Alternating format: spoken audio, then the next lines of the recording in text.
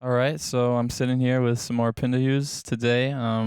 Singer, songwriter, composer, pianist, multimedia artist, researcher. I could say a lot more, I think, and I hope we'll get into a few things in the next minutes. But first of all, a warm welcome to you, Samora. It's great to have you in Frankfurt. Thanks so much. Appreciate it.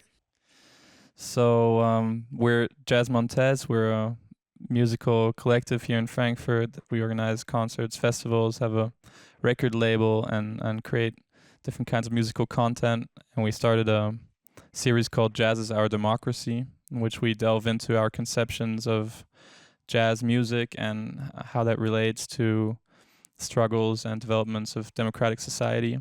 So I'd like to start just by asking you, how did you get into music and into jazz music in particular? How did that start, that journey? I've been playing music my whole life. I started at 2 years old, so it's just always been something I've been doing. Um, and my experience with creative improvised music in the African American lineage, which is my lineage. I'm mixed African American, um, and so that's kind of like how I term what people would say jazz music. I don't feel very connected to jazz music, to be honest, just because both the history of the term and also um, I feel like people use it to separate the tradition of certain musicians from others, when I really believe that black music is a continuum. Um, but I got into specifically that lineage like through a free community program in the Bay Area where I'm from in California, called the Young Musicians Choral Orchestra, where they offer free lessons and ensemble teaching to young aspiring musicians who otherwise wouldn't be able to afford lessons. It's an amazing program. So that's where I started getting serious about music, and they had an amazing ensemble teacher named Geechee Taylor, who was my first teacher that introduced me to Miles Davis and Herbie and Thelonious Monk, and that's how I really gained a passion for the piano, and also how I started like playing and trying to learn a lot about that music. And what was it about that lineage, that tradition, that awakened your interest in particular? I like the freedom in it, the expressivity and the honesty, and the fact that on any different day you can, sit down at the instrument and really be honest with, how to express where you are on that day, and you don't have to always play the same thing.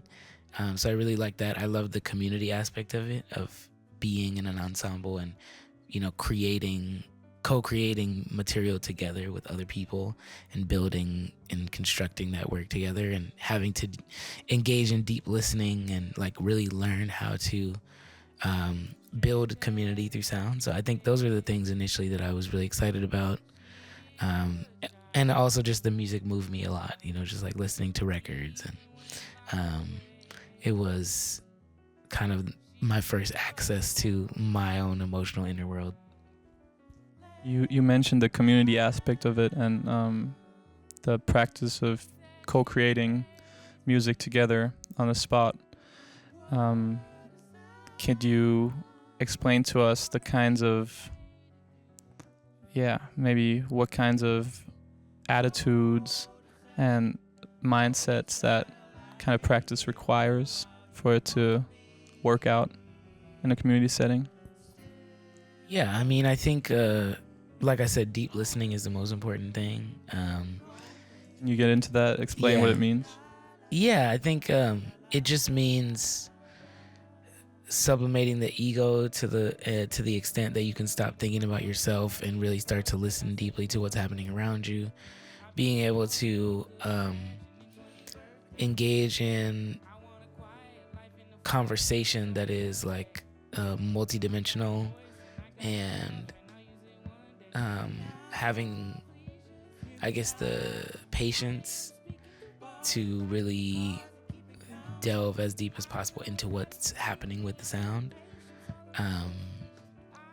and to like figure out the details, but not necessarily for the purpose just of reproducing them, but more for the purpose of understanding and engaging with and dialoguing with what's happening.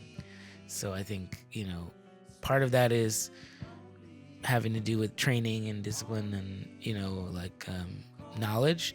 And then the other part is a very human thing that's having to do with, like, are you able to get out of the way of the music? And would you say your experiences with that kind of musical practice and tradition has changed your outlook on other parts of living, of your life more generally speaking? Definitely. I think, first and foremost, just my community is in the arts. My primary community, a lot of my friends and people that I make work with, obviously. And so I think I've learned about the kind of communities that I want to be a part of through engaging in those spaces. Now, not all, honestly, most, just like everywhere else in the society that we live in, most spaces are not necessarily always those kind of, they don't always bring the energy that I think they should, and there's problems there just like there is everywhere else. But I think that I've learned what I think community is about through trying to be a part of and engage with that question of what does community look like in building and creating and facilitating artistic space, not just with music but in general. And I think that is part of naturally what happens during an ideal creative process, but the issue is often that it gets interrupted by other societal factors that come in, like capitalism and misogyny and patriarchy and all this stuff. But naturally, in terms of how people should ideally treat each other and be engaging, I think that the same way that would happen with people, caring for each other, that creates the best musical environment as well. That's interesting. I mean, you mentioned the word community a lot, and maybe you can explain to us a bit what really, what are the most important factors to having a thriving community? That's a good question. Care, like I said, is probably the most important thing. I would say, yeah. I mentioned also I don't want to say lack of the ego, because we all have egos, but an understanding of how to get out of the way of the ego, or how to not be an egotistical person is very important. Communication, honest communication, vulnerability, an understanding and grace for people's complexities. I would also say accountability at the same time. People have to be accountable for their actions, how they treat people. Obviously creativity, and ideally, love. I would say would be the number one thing too. Yeah. It would be nice to have in any community. That's true.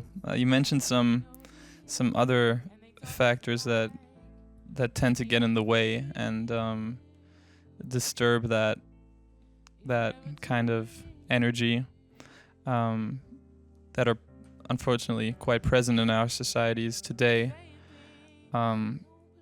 What do you think we could take from this kind of sense of community that you've experienced in the arts and with your fellow musicians, artists, whether on stage or off, and apply it to the rest of society, more generally speaking? Yeah, I think that living is a creative act, and I think that part of what that means for me is that we can remake or make things different than they are. I think a lot of times what happens is people just accept that especially if something works for them, then they can accept that, oh, this is the way that things are done, and whether that's, business practices in the arts that are very exploitative, or whether that's, like I said, the presence of misogyny or patriarchy in different spaces. These are elements where oftentimes it's how people were, raised or brought into the space, because that is that's how they're taught in our societies. And there's no interruption of that, so we're not starting from scratch. We exist in these societies where these things are baked in. And so we have to really actively interrupt those cycles. And that requires like really believing that another way is possible, and then actively working to, to make that happen. And I think, a lot of times people just either are not conscious of the ways that things are working on them, or the effects they have on other people, or they just aren't willing to, put in the work to really imagine something different and then enact it. Could you give us an example from your own artistic work and how you're sort of reflecting that insight and trying to interrupt certain processes in our society, make people maybe approach them differently? Sure. I don't want to be presumptuous and like say, oh, I'm doing it right. I think the other element is also like humility and always thinking that, I can always be better at it and just learning. But I would say that there are definitely some things that I think about a lot. I'm like I mentioned business practices, and I think that, I'm a person that I try to make sure that everybody always understands that the work that I make is done together by a community of people, even if it's me that's writing the lyrics or making the music or whatever, like elements of the music. Nothing in art is ever created by one person. And I think that's kind of where it starts. Like, we have this solitary genius thing that happens in all art forms where people look and are like, this person is a genius and they created this thing, and they never do it, just them, on every level, from like the equipment they use, which usually was not created by them, to, their collaborators, to the little elements of things, to how things get finished, how they get presented. And so I think for me, one example would just be acknowledging that in many ways throughout the process, from the process of making sure people feel, validated and have ownership over the work, to communicating to audiences like who all the people are that create it, and making sure that they want to support all those other artists as much as they want to support any work that I'm creating, to also, engaging in co-ownership models and things like splitting publishing and stuff like that, which just, in music, it just doesn't happen, unfortunately, because people are very used to, this is the way things are done. But, it doesn't, that type of stuff doesn't sit right with me, So I'd like to ask you what role healing plays in all of this. And I know that you have this project called the Healing Project, which is very inspiring and seems very profound to me, but maybe people haven't heard about it yet. So could you just tell us what the idea behind it is and what you're doing in that project? Yes, the Healing Project is an organization where we create art that speaks about healing from the experiences of structural violence, particularly the prison industrial complex in the United States. And we co-create artworks with hundreds of different artists around the country who have, experienced these things, including creating a lot of material with currently and formerly incarcerated people. And we try to create environments where we kind of present and exhibit healing rather than punishment, because punishment is kind of the main mode of engagement, in I think not just the US, but around the world. And so it's about trying to build a world that's based around healing.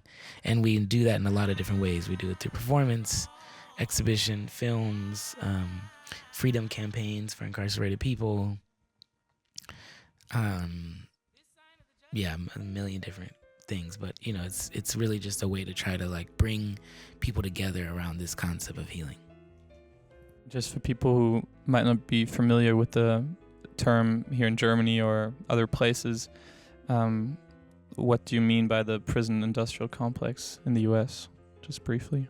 Yes, so the prison industrial complex, and this actually the reason I termed it having to do with the U.S. specifically is that the prison industrial complex itself actually is global, and it's essentially just a matrix of prisons and prison affiliated institutions around the world. So it's not just the prison buildings themselves and the functions of the prison, but it's everything that that is required within that system. So it's the court systems, it's policing, it's the immigration detention system, it's certainly the prisons themselves, and it's kind of a matrix of institutions that are engaging around control and punishment, like I said, and that kind of create a system where people are funneled in and out, particularly mostly people of color and poor people are funneled in and out of these contexts where they're highly surveilled, highly punished for, a lot of the same things that, people who are either white or have money would not be punished for.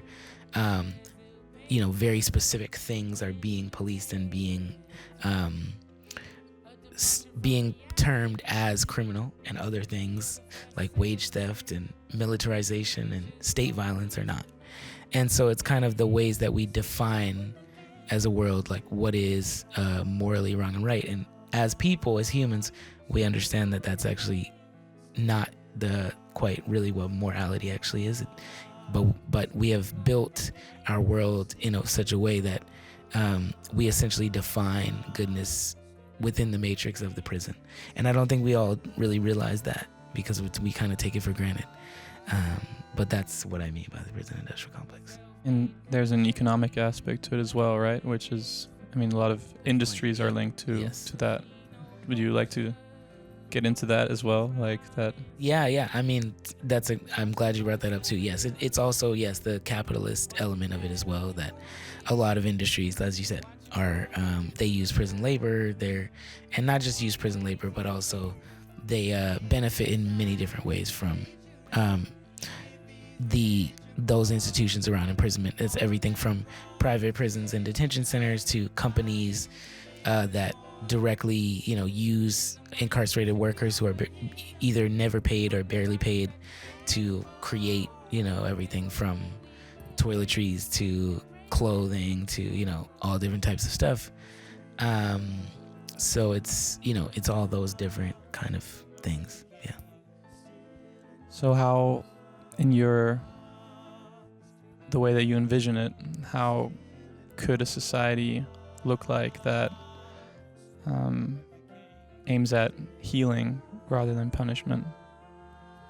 Yeah, there's a lot of different, it's a very complex question that I definitely cannot answer in 5 minutes, which is why I created a project on it.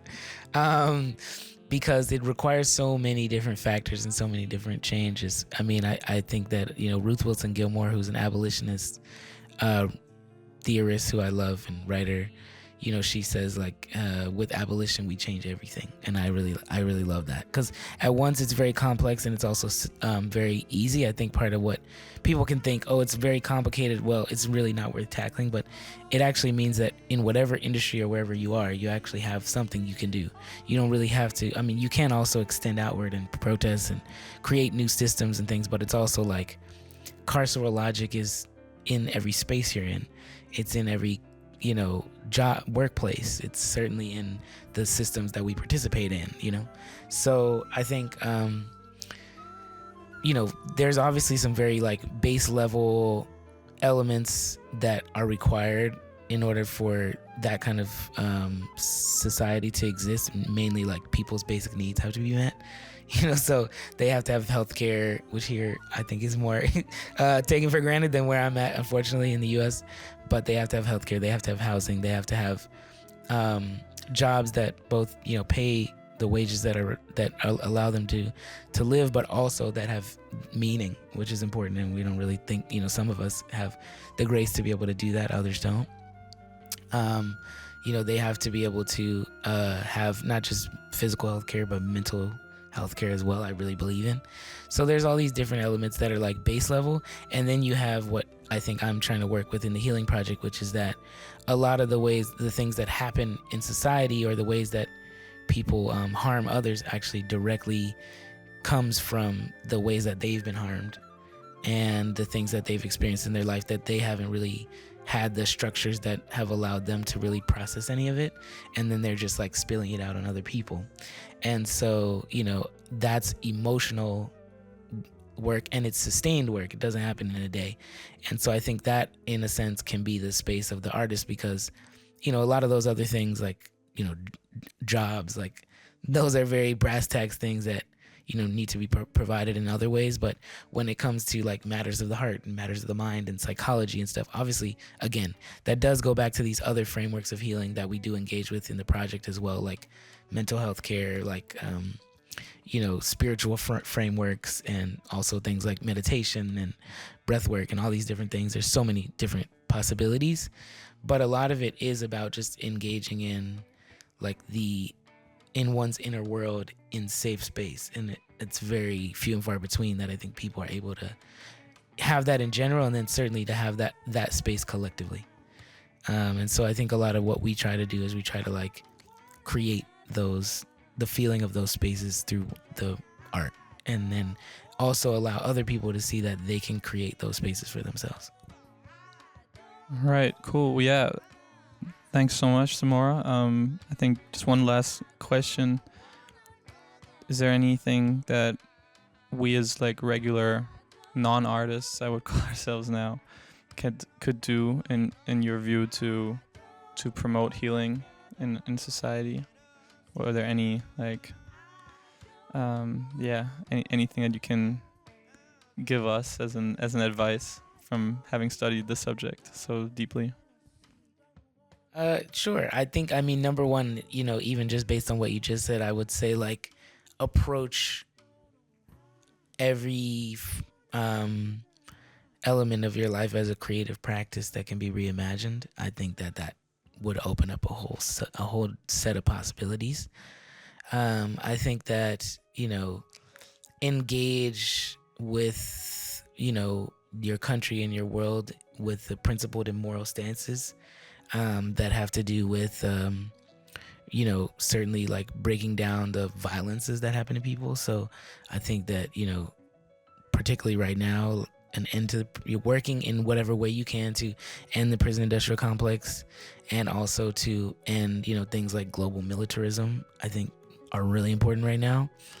I think building mutual aid and support networks where people can actually have ways to build communities that support each other both outside of the systems, and then eventually, like, once we provide, you know, we're creating those frameworks, we can start to push against the ways that things are done. So I would say that. I would say, you know, doing what you can in the context that you are to break down some of the things we're talking about, like internalized misogyny and patriarchy, especially for cishet men and things like that. But I mean, we all stuff, you know, grow up in the society, so we all have to deconstruct. And I guess the last thing I would say is try to figure out, you know, whether it's within your friend group or with your collaborators or with your job. I don't know, maybe your job's not the right place because there's power dynamics in the workplace, but in the places where it feels like safe, to try to start engaging in vulnerable conversations where people have the space, and also where you have the space to like really feel like you can work through and move through things. And if you see that people need that, to try to start figuring out, like, wherever you are, like, what are the resources that are available for people.